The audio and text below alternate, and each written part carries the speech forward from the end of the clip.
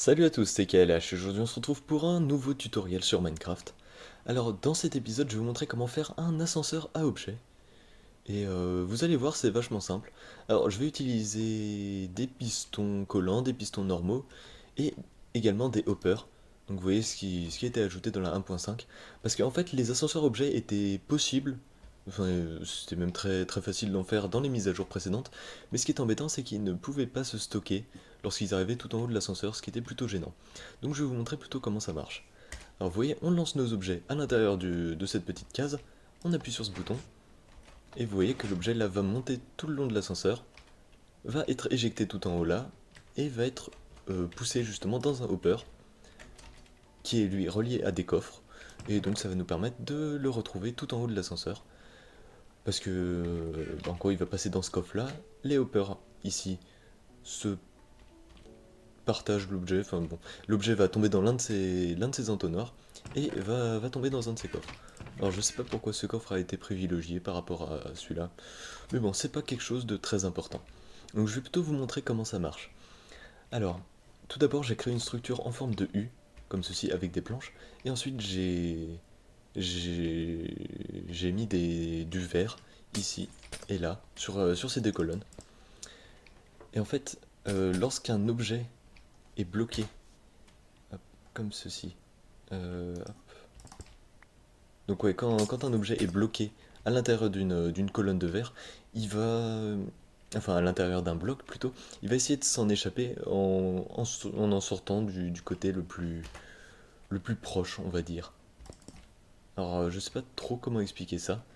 Mais en gros, les blocs de verre sont à la fois considérés comme vides et à la fois considérés comme pleins. C'est-à-dire que quand un objet va être à l'intérieur, hop, là, au lieu de sortir sur le côté, le bloc va monter parce que il considère le bloc de verre du dessus comme un truc vide, mais quand il arrive dessus, bah, il voit que c'est un bloc complet, donc il continue de monter. Je crois que c'est comme ça que ça se passe. Je suis pas du tout sûr. Je dis sûrement une grosse connerie, mais bon. Je vais vous montrer comment la redstone fonctionne, ici.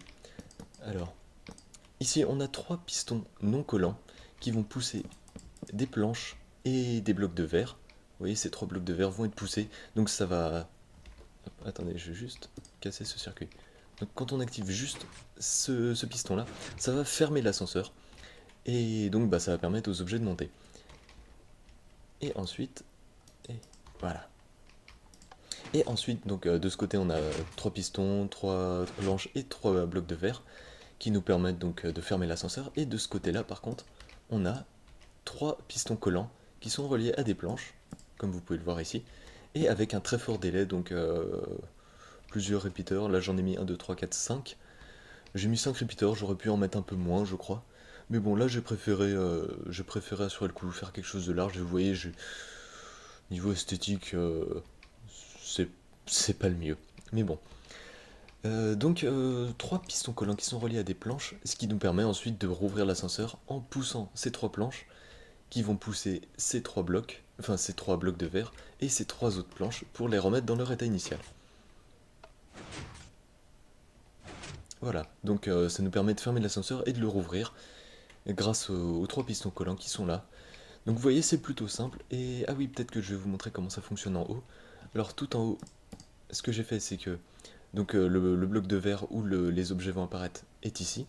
Donc l'objet va être droppé ici, on va dire. Et là, j'ai placé par contre une source d'eau. Oups. Ok, j'ai lancé le seau d'eau dans le hopper. Donc là, j'ai placé une source d'eau, ce qui nous permet de guider l'objet, justement, dans le hopper. Le hopper qui est, lui, relié à un coffre. Donc l'objet va être...